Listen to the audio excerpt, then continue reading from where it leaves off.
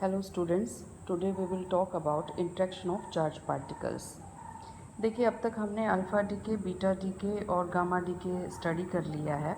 अब हमें पता है जो अल्फ़ा पार्टिकल है, इन तीनों पार्टिकल्स या इन तीनों डीकेज़ में अगर हम देखें तो सबसे हैवी पार्टिकल हमारे पास अल्फ़ा पार्टिकल है।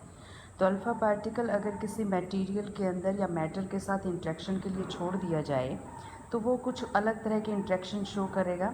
बीटा पार्टिकल जो बीटा डीके के अंदर एमिट होता है, अगर उसको हम मैटर के अंदर या किसी मटेरियल के साथ इंटरेक्शन के लिए, किसी एटम के साथ इंटरेक्शन के लिए, मॉलिक्यूल के साथ इंटरेक्शन के लिए, अगर किसी के लिए इंटरेक्ट के लिए छोड़ दें तो आपको पता है कि बीटा डीके जो है, बीटा पार्टिकल्स हैं, they are going to interact in different ways as compare to the आपका अल्फ़ा डीके।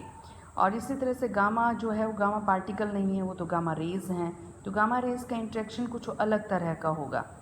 तो आज जो है इंटरेक्शन ऑफ चार्ज पार्टिकल की सीरीज़ के अंदर जो पहला हमारा टॉपिक रहेगा, हम आज गामा रेज़ के इंटरेक्शन के बारे में स्टडी करेंगे कि गामा रे किस तरह से इंटरेक्ट करेगा विद डिफरेंट पार्टिकल्स और क्या क्या फैक्टर्स हैं कि गामा रे की एनर्जी अगर चेंज कर दी जाए और मटेरियल हम चेंज ना करें इंटरेक्शन का, तो किस तरह का इंटरेक्शन होगा। या फिर हम गामा रेज़ को तो एज इट इज़ रख लें और गामा जिनके साथ हम इंटरेक्ट करवा रहे हैं, जिस मटेरियल के साथ हम इंटरेक्ट करवा रहे हैं, अगर वो मटेरियल चेंज कर दिया जाए तो किस तरह के आउटपुट्स हमें रिज़ल्ट में हमें देखने को यहाँ पर मिलेंगे।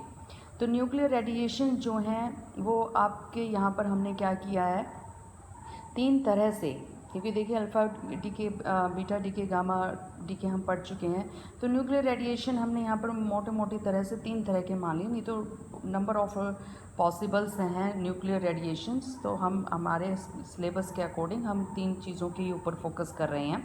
तो पहला जो आपके पास है न्यूक्लियर रेडिएशन, वो है हमारे पास इलेक्ट्रोमैग्नेटिक रेडिएशन। और हमें पता है यहाँ पर हमारे पास गामा रेज़ हैं। गामा रेज़ क्या हैं, आपके पास एक तरह के रेडिएशंस हैं, ना तो उनका कोई मास है ना उनके ऊपर कोई चार्ज है, तो वो तो इलेक्ट्रोमैग्नेटिक रेडिएशंस हैं। तो इलेक्ट्रोमैग्नेटिक रेडिएशंस हमने यहाँ पर पहला न्यूक्लियर रेडिएशन कंसीडर कर लिया। दूसरा आपको पता है during beta decay, beta DK क्या निकलते हैं आपके, इलेक्ट्रॉन निकलते हैं, पॉजिट्रॉन्स निकलते हैं विद डॉटर न्यूक्लियाई। तो यहाँ पर हमने electrons, second type of nuclear radiation देखने हैं कि ये किस तरह से इंटरेक्ट करेंगे विद डिफरेंट पार्टिकल्स और विद डिफरेंट मटेरियल। थर्ड हमारे पास क्या है, चार्ज्ड हैवी पार्टिकल, कि जो अल्फ़ा डीके के अंदर आपके अल्फ़ा पार्टिकल्स एमिट हुए थे, अगर इन अल्फ़ा पार्टिकल्स जो एमिट हुए हैं विद लार्ज काइनेटिक एनर्जी और with small kinetic energy, how they are going to interact with different type of materials. तो देखिएगा, थोड़ा इजी लैंग्वेज में कोशिश करेंगे हम यहाँ पर आप लोगों को समझाने की। ये कंसीडर कीजिए कि आपके पास कोई भी मटेरियल है या आपके पास कोई भी मैटर है, यहाँ पर हमने इंसिडेंट रेज डाल दी हैं। अब ये आपके पास अल्फ़ा पार्टिकल भी हो सकते हैं, बीटा पार्टिकल भी हो सकते हैं, आपकी गामा रेज भी हो सकती हैं। लेट अस कंसीडर कि ये आपका मटेरियल है जिसकी थिकनेस हमने कितनी कंसीडर कर ली, बहुत small C thickness dx consider की है। तो यहाँ पर हमने इंटेंसिटी जो है रेडिएशन की कंसीडर कर ली है, और मैंने आपको पहले ही बता दिया अल्फ़ा पार्टिकल की इंटेंसिटी भी हो सकती है, बीटा भी हो सकती है, और ये आपकी गामा रेज की इंटेंसिटी भी हो सकती है। अगर यहाँ इंटेंसिटी को आप डिफ़ाइन करना चाहें तो आप इंटेंसिटी को कैसे डिफ़ाइन करेंगे, अगर पार्टिकल वाइज देख रहे हैं, अल्फ़ा डीके और बीटा डीके के पार्टिकल्स देख रहे हैं आप, तो आप कहेंगे नंबर ऑफ़ पार्टिकल्स पर unit area per unit time. और अगर आप यहाँ पर देख रहे हैं इलेक्ट्रोमैग्नेटिक रेडिएशंस, यानी कि सिर्फ रेडिएशन, यानी कि गामा रेज़ की या एक्स रेज़ की बात की जाए कि यहाँ पर हमने गामा रेज़ डाल दी है मैटर के ऊपर, तो हम कहेंगे number of photons per unit area per unit time. तो यूनिट एरिया के ऊपर एक सेकंड के अंदर कितना आप फोटॉन्स डाल रहे हैं, कितने पार्टिकल्स डाल रहे हैं, that is known as intensity. तो हमने देख लिया कि इंटेंसिटी, इनिशियल इंटेंसिटी हमारी आई है, और जैसे ही मैटर में से क्रॉस किया तो कुछ ना कुछ एनर्जी, कुछ ना कुछ फोटॉन्स तो एब्सॉर्ब कर लिए जाएंगे ना, कुछ ना कुछ पार्टिकल्स तो एब्सॉर्ब कर लिए जाएंगे। तो इंटेंसिटी आई थोड़ी रहेगी, आपके dx डिस्टेंस या dx लेंथ या dx थिकनेस ट्रेवल करने के बाद मैटर की, तो पार्टिकल की जो इंटेंसिटी है वो I से I माइनस डी आई हो गई है। तो what is D I, that is the change in the intensity when the radiations are allowed to travel the distance dx of the given matter। तो यहाँ पर हमारे पास रिलेशन कुछ इस तरह से आता है कि change in intensity with change of the thickness of the material in which the particles or the radiations are moving is directly proportional to the initial intensity. और इनिशियल इंटेंसिटी क्या थी आपकी आई, और इन प्रोपोर्शनलिटी का साइन हटाएंगे तो कोई ना कोई कांस्टेंट आपके पास आएगा, और यहाँ पर ये जो कांस्टेंट है इसको हमने म्यू से इंडिकेट किया है, और म्यू आपका कहलाता है एब्जॉर्प्शन कोफिशिएंट। जो म्यू है वो एब्जॉर्प्शन कोफिशिएंट आपका किस पर डिपेंड करता है, आपके इस मैटर पर डिपेंड करता है कि आपने गैस लिया है, कोई एलिमेंट लिया है। अगर आप एलिमेंट्स चेंज कर रहे हैं यहाँ पर तो आपकी di/dx की वैल्यू भी क्या हो जाएगी, चेंज हो जाएगी। तो ये टर्म्स आपकी यहाँ पर देखिए कौन कौन सी टर्म है इक्वेशन नंबर 1 में। आई इनिशियल इंटेंसिटी है आपकी, di/dx जो है वो इंडिकेट किसको कर रहा है, that is change in intensity of radiation with respect to distance, और म्यू जो है आपका that is the absorption coefficient, ये आपका एब्जॉर्प्शन कोफिशिएंट है। जो एब्जॉर्प्शन कोफिशिएंट है वो आपका इस बात पे डिपेंड नहीं करता कि आपने जो मटेरियल है वो मोटा लिया है, पतला लिया है, इस बात पर नहीं, आपने नेचर कैसा लिया है मटेरियल का, इस बात पर डिपेंड करता है। तो आपकी जो वेव्स हैं वो कितना पेनिट्रेट करेंगी, वो किस बात पे डिपेंड करेगा, वो इस बात पे डिपेंड करेगा कि आपने जो मटेरियल इंसिडेंट रेडिएशंस ली हैं वो कितनी एनर्जी की ली हैं। तभी तो आपको पता चलेगा कि स्मॉल डिस्टेंस dx जो है स्मॉल डिस्टेंस ट्रैवल किया है या ज़्यादा डिस्टेंस यहाँ पर हमने ट्रैवल किया है।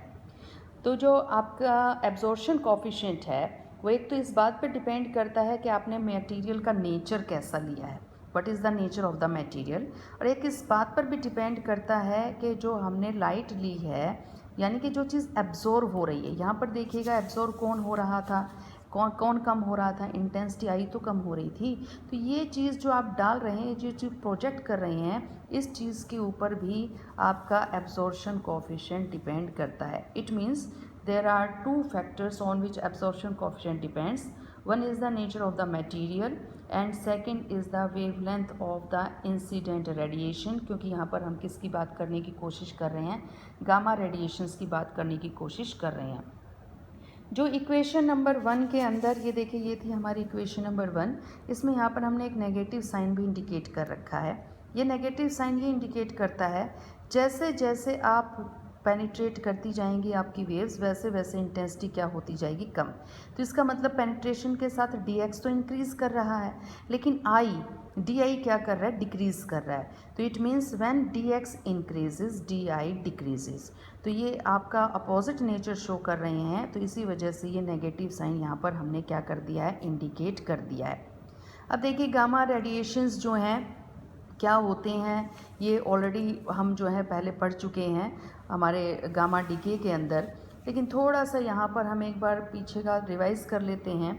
गामा रेडिएशन आपके जो हैं एक्स रेज़ की तरह ही हैं। एक्स रेज़ में तो क्या होता है कि आपने क्या किया कि एल शेल में से आपने एक इलेक्ट्रॉन निकाल दिया बाहर, और एम में से आपका एल शेल में एक इलेक्ट्रॉन क्या कर गया, उस स्पेस को ऑक्यूपाई करने के लिए वहाँ पर आ गया एक्साइटेड स्टेट से ग्राउंड स्टेट में। तो जो रेडिएशंस निकलते हैं इलेक्ट्रॉनिक शेल्स के अंदर जब ये काम होता है तो उसको हम क्या नाम दे देते हैं, उनको कह देते हैं एक्स रेज। इसी तरह से जब हम अल्फ़ा डीके और बीटा डीके पढ़ते हैं तो during alpha decay and beta decay, या फिर किस वजह से, इस वजह से भी हो सकता है कि नेबरिंग जो न्यूक्लियाई हैं, बहुत सारे आइटम्स अपने पास रख दिए थे, उस वजह से भी हो सकता है आपका गामा डीके। तो जब अल्फ़ा डीके और बीटा डीके में याद कीजिएगा रिएक्टेंट साइड डॉटर न्यूक्लियाई मिला था हमें। जो डॉटर न्यूक्लियाई है हमेशा आपको वो ग्राउंड स्टेट में मिले, that is not always feasible.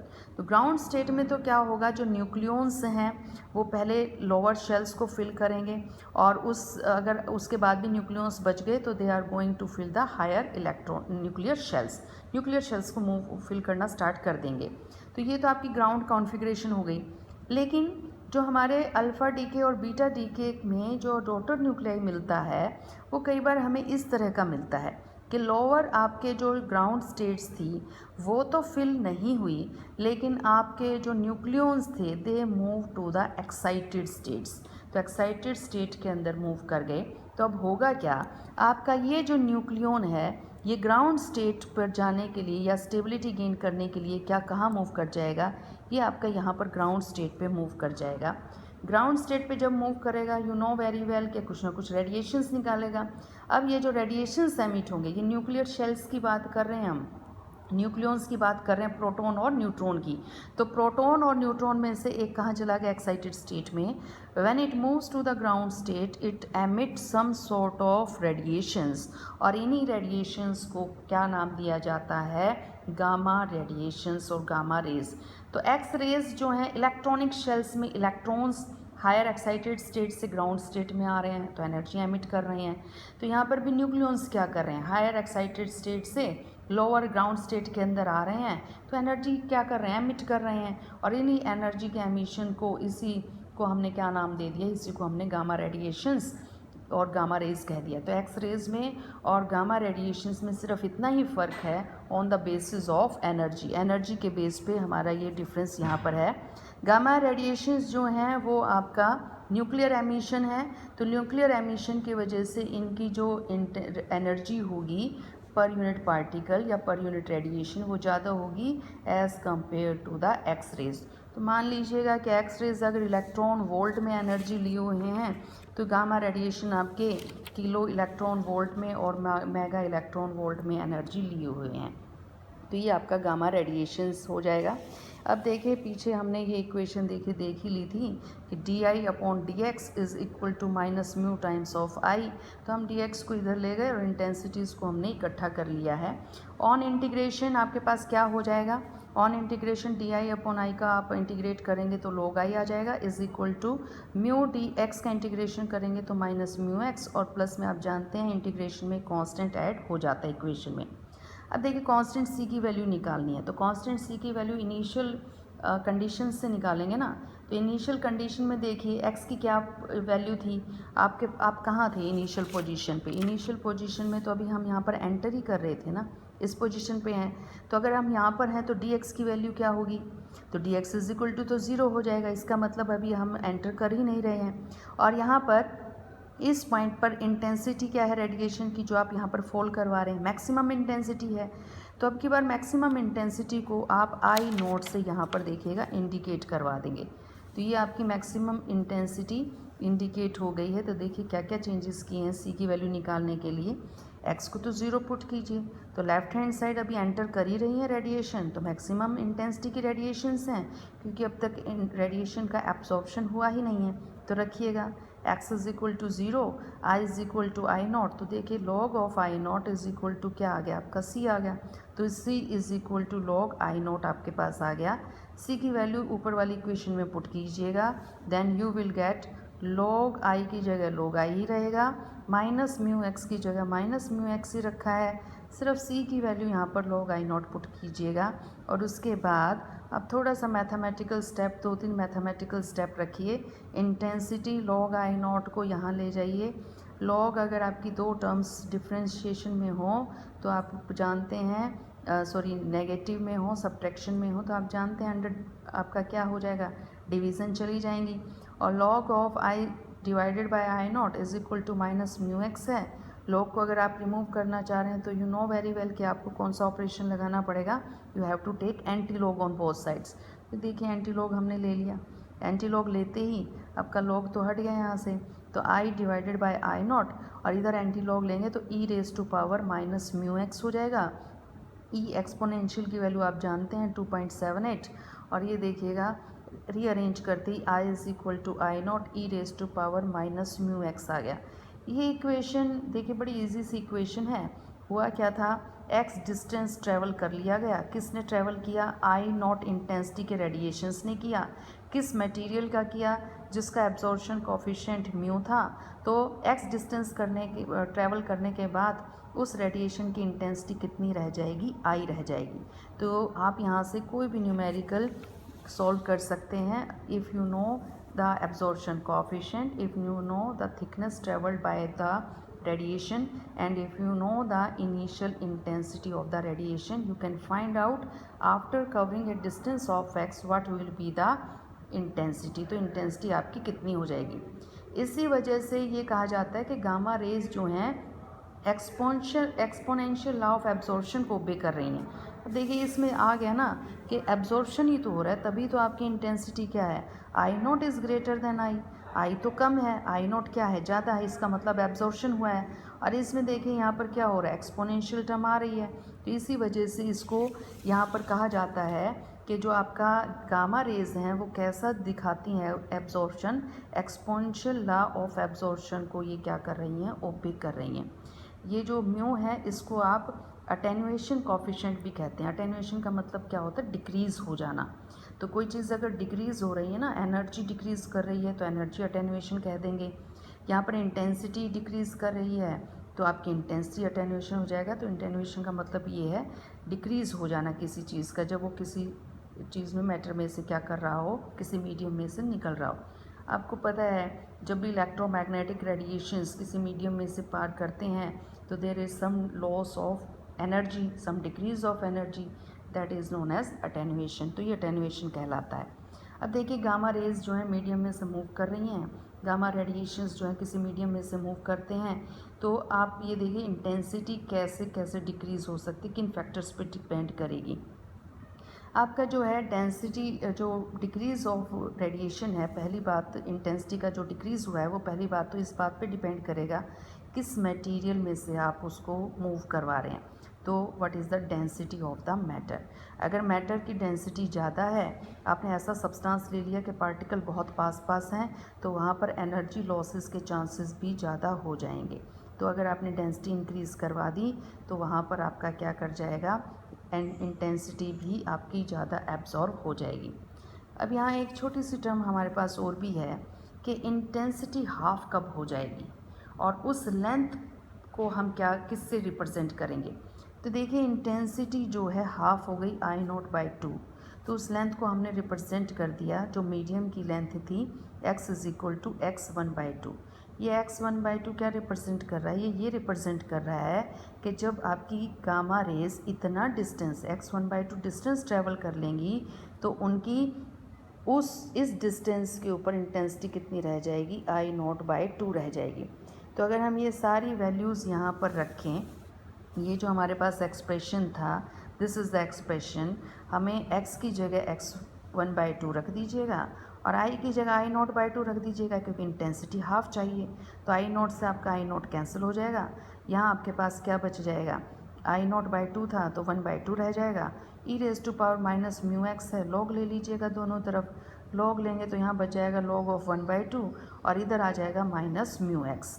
और x की वैल्यू भी आप जानते हैं कितनी है आपकी, यहाँ पर x की जगह 1/2 रखा है हमने, तो देखिए यही नहीं आ जाएगा आपका expression, x 1/2 is equal to log of 2 divided by mu.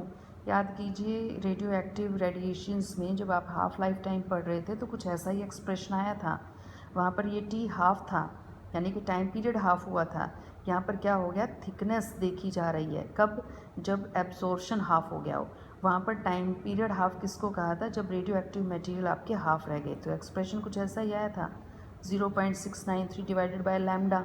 यहाँ पर आपने क्या कर दिया, एब्जॉर्प्शन कॉफिशिएंट। अब जो पेनिट्रेट करेगा, कितनी लेंथ तक अंदर रेडिएशन एंटर कर जाएंगी, किस बात पर डिपेंड करेगा, इस बात पर डिपेंड करेगा कि इनिशियल एनर्जी कितनी दी थी आपने, कितनी थी आपकी गामा रेज की। तो इंटेंसिटी देखिए अगर ज़्यादा होगी तो पेनिट्रेशन भी ज़्यादा होगा, लंबी दूरी तक रेज मूव करेंगी, तो I0 के डायरेक्टली प्रोपोर्शनल है आपकी पेनिट्रेशन पावर। दूसरा क्या है, अगर मान लीजिए जिस मटेरियल के अंदर आप पेनिट्रेट करवा रहे हैं उस मटेरियल में पार्टिकल्स बहुत दूर दूर हों, तो कोलिजन होने के, एनर्जी एब्जॉर्प्शन होने के चांसेस कम हो जाएंगे। तो पार्टी जो आपकी इंटेंसिटी है, गामा रेज जो है वो अंदर तक पेनिट्रेट होने के चांसेस बढ़ जाएंगे। लेकिन सोचिए डेंसिटी बहुत ज़्यादा है, डेंसिटी का मतलब number of particles per unit volume बहुत ज़्यादा है, तो इट मीन्स एब्जॉर्प्शन होने के चांसेस, स्कैटरिंग होने के चांसेस यहाँ पर बढ़ जाते हैं। तो अगर बढ़ जाएंगे तो आपकी पेनिट्रेशन पावर क्या कर जाएगी, डिक्रीज़ कर जाएगी। थर्ड देखिएगा, थर्ड है आपका atomic number of the atoms through which the gamma rays penetrate. अब आप ये जो मटेरियल है जिसमें से आप पेनिट्रेट करवा रहे हैं, जिसके ऊपर गामा रेडिएशन डाल रहे हैं, अगर उनकी जेड की वैल्यू ज़्यादा है तो वहाँ पर भी आपके पास न्यूक्लियस का साइज़ बड़ा हो जाएगा। न्यूक्लियस का साइज़ बड़ा हो जाएगा तो गामा रेज किस तरह से बिहेव करेंगी, किस तरह से या वो स्कैटर हो जाएंगी या पूरी तरह एब्जॉर्ब हो जाएंगी या वो न्यूक्लियस को ही एक्टिवेट करके इलेक्ट्रॉन और पॉजिट्रॉन पेयर को जनरेट करेंगी। तो आपका Z फैक्टर भी इन्फ्लुएंस करता है गामा रेज की पेनिट्रेशन पावर को। नेक्स्ट जो है हम थोड़ा सा यहाँ पर इंटेंसिटी के बारे में भी थोड़ा सा यहाँ पर फोकस करने की कोशिश करेंगे कि जो आपकी इंटेंसिटी है, मैं पहले ही बता चुकी, energy per unit area per unit time, इसी तरह से एनर्जी को क्या किया जाता है, डिफाइन किया जाता है।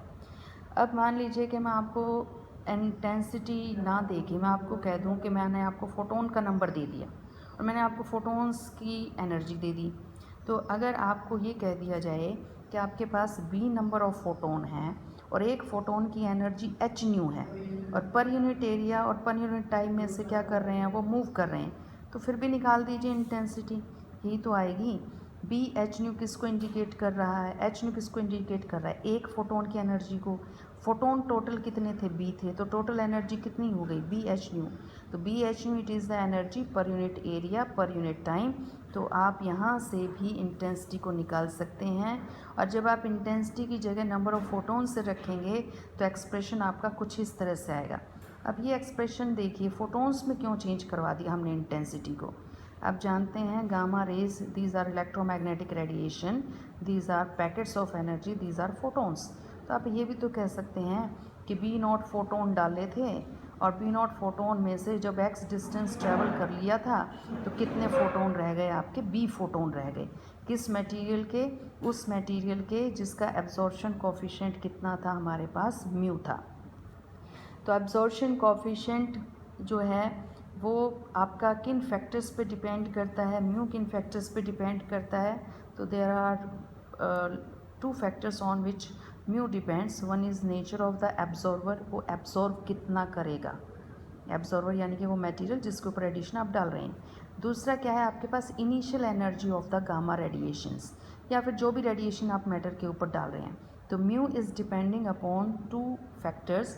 One is the nature of the incident radiations and second is the nature of your material on which they are allowed to fall। अब म्यू जो है वो आपका एलिमेंट टू एलिमेंट वेरी करेगा। क्यों वेरी करेगा भाई, आप जो है एब्जॉर्वर ही तो चेंज कर गए। तो एब्जॉर्वर चेंज कर गए तो इसका मतलब एब्जॉर्वर चेंज कर रहे हो तो एलिमेंट चेंज हो गया, तो वैल्यू आपकी म्यू की भी क्या हो जाएगी, चेंज हो जाएगी। तो एक्सपेरिमेंटली ये हमें यहाँ से पता चला कि जो आपका म्यू है इसकी वैल्यू ज़्यादा होती है फॉर हैवी मटेरियल्स और इसकी म्यू की वैल्यू कम होती है फॉर द लाइट एलिमेंट्स। तो लाइट एलिमेंट्स जिनमें z की वैल्यू कम होगी, small particles, small atom consider करके देखिए, तो स्मॉल एटम कम आपके पास हैं तो इंट्रैक्शन होने के चांसेस भी कम हैं, और हैवी एलिमेंट्स हैं तो इंट्रैक्शन होने के चांसेस भी ज़्यादा हैं। तो इस वजह से आपके म्यू की वैल्यू भी ज़्यादा या कम हो जाएगी। अब जब भी आप गामा इंट्रैक्शन पढ़ेंगे ना, तो गामा रेडिएशन जब भी किसी मटेरियल के ऊपर डालते हैं तो तीन तरह के फिनोमिना मेन हो सकते हैं कि गामा रेडिएशन आपने डाले, गामा रेडिएशन मटेरियल ने पूरे के पूरे एब्जॉर्ब कर लिए, पहला। दूसरा, गामा रेडिएशन आपने डाले, अब की बार थोड़ी ज़्यादा एनर्जी के डालिएगा, तो क्या हुआ, गामा रेडिएशन उस चीज़ से टकराते हुए निकल गए बाहर, तो इसका मतलब स्कैटरिंग कर गए, यानी कि गामा रेडिएशन के पास इतना टाइम ही नहीं था, they give a better interaction. अब की बार उनके पास एब्जॉर्ब होने का, रुकने का टाइम ही नहीं था। तो जब आप ज़्यादा एनर्जी के रेडिएशंस डालते हैं तो इंट्रैक्शन कम होती है मटेरियल के साथ, तो आपके रेडिएशंस क्या करते हैं, बाईपास होने की कोशिश करते हैं, स्कैटरिंग में चले जाते हैं। अब सोचिए और ज़्यादा एनर्जी के रेडिएशंस आपने डाल दिए, अगर आपने और ज़्यादा एनर्जी के रेडिएशंस डाल दिए तो इसका मतलब जो आपकी रेडिएशंस हैं वो कहाँ तक पहुँच जाएंगे, वो न्यूक्लियस तक पहुँच जाएंगे। तो सोचिएगा न्यूक्लियस तक पहुंच गए तो न्यूक्लियस पे चले जाएंगे तो न्यूक्लियस को तो वो क्या कर देंगे, अनस्टेबल। अनस्टेबल करते ही वहाँ पर हमके एक नया फिनोमिना देखने को मिलेगा, और ये फिनोमिना क्या है आपके पास, that is electron positron pair production. तो अब देखिए, मैंने आपसे तीन बातें की, कम एनर्जी के हैं तो पूरे के पूरे एब्जॉर्ब कर लिए जाएंगे, ये फिनोमिना आपका है फोटो इलेक्ट्रिक इफेक्ट में होता है ये फिनोमिना आपका।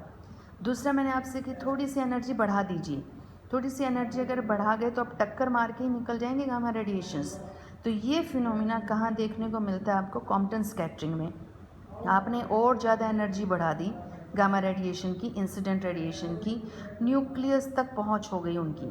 न्यूक्लियस तक अगर पहुंच चुके आपके गामा रेडिएशन तो एनर्जी ही तो है। तो अगर आपने एनर्जी न्यूक्लियस को दे दी तो न्यूक्लियस अनस्टेबल हो जाएगा। तो इस टाइम आपके वहाँ पर न्यूक्लियस में से एक पेयर ऑफ पार्टिकल प्रोड्यूस होगा और इस फिनोमिना को हमने क्या नाम दे दिया? That is production of electron and positron pair. तो हमारे पास टोटल 3 तरह की चीज़ें हमें देखने को मिल रही हैं। थोड़ी एनर्जी के रेडिएशंस हैं, they are going to be totally absorb. थोड़ी ज़्यादा एनर्जी के हैं तो they are not having a much interaction with the particles. तो जिन पार्टिकल्स के साथ वो इंट्रैक्ट करेंगे ना तो थोड़ा सा तो उनको डेविएट कर देंगे, थोड़ी सी एनर्जी तो उनको दे जाएंगे, लेकिन और बाकी बची हुई एनर्जी खुद लेके गामा रेडिएशन निकल जाएंगे, जैसे कॉम्पटन स्कैटरिंग में आपने पढ़ा था। और उसके बाद और ज़्यादा एनर्जी के रेडिएशन हो गए तो आपके न्यूक्लियस तक वो पहुंच जाएंगे। तो जब अब ये देखिए तीनों फिनोमिना एक ही मटेरियल में हो सकते हैं। कैसे? आप गामा रेडिएशन अलग अलग एनर्जी के एक मटेरियल पे डाल दीजिए तो कुछ गामा पार्टिकल्स, गामा रेज तो क्या करेंगी? फोटो इलेक्ट्रिक इफेक्ट दिखा देंगी, और कुछ गामा रेज जिनकी एनर्जी ज़्यादा थी वो कॉम्पटन स्कैटरिंग दिखा देंगी, और कुछ गामा रेडिएशन जो और भी ज़्यादा एनर्जी के थे वो क्या दिखा देंगे? इलेक्ट्रॉन पॉजिट्रॉन पेयर प्रोडक्शन दिखा देंगे। तो अब आपका मटेरियल जो है उसके पास तीनों तरह के फिनोमिना हो रहे हैं। तो 3 तरह के आपके एब्जॉर्प्शन कोफिशिएंट हो गए। एक आपके पास फोटो इलेक्ट्रिक की वजह से, एक आपके पास कॉम्पटन इफेक्ट की वजह से, और एक आपके पास पेयर प्रोडक्शन की वजह से। तो मटेरियल का कोफिशिएंट, एब्जॉर्प्शन कोफिशिएंट कैसे देंगे? तो मटेरियल का एब्जॉर्प्शन कोफिशिएंट हो गया आपका म्यू में से जो कम आपने कुछ पार्टिकल सिर्फ फोटो इलेक्ट्रिक इफेक्ट दिखा रहे हैं तो वो एब्जॉर्प्शन कोफिशिएंट म्यू पी से इंडिकेट कीजिए। कुछ पार्टिकल जो सिर्फ कॉम्पटन स्कैटरिंग दिखा रहे हैं उनकी एब्जॉर्प्शन कोफिशिएंट म्यू सी से इंडिकेट कीजिए, और जो अंडर पेयर प्रोडक्शन चले गए हैं उनका जो एब्जॉर्प्शन कोफिशिएंट है वो किससे इंडिकेट कर दीजिएगा? म्यू के से इंडिकेट कर दीजिए। तो हमारे पास टोटल जो है एब्जॉर्प्शन कोफिशिएंट वो क्या हो गया? Sum of photo electric absorption coefficient, Compton effect absorption coefficient and pair production absorption coefficient. So this is your absorption coefficient of material, and these are the 3 phenomena which happens on the basis of your incident gamma radiation on the matter. तो यहाँ आपके तीनों phenomenas जो हैं, अब हम जो है नेक्स्ट जो आपका लेक्चर होगा उसमें हम इनको डिटेल में पढ़ेंगे। How photo electric effect will happen, और कितने चांसेस हैं इंटरेक्ट होने के गामा रेडिएशन के मैटर के साथ, मैटर पार्टिकल के साथ। सिमिलरली कॉम्पटन इफेक्ट के अंदर गामा रेस के पास कितनी ऑप्शंस हैं इंटरेक्शन चली जाए वो किसके साथ? पार्टिकल्स के साथ ऑफ द मैटर। अगर अब भी आपको कुछ समझ में ना आ रहा हो तो प्लीज़ कमेंट बॉक्स में अपने क्वेरीज डाल दीजिएगा। कोशिश करेंगे कि आप लोगों के वहाँ से मैं जवाब आप लोगों को दे दूँ।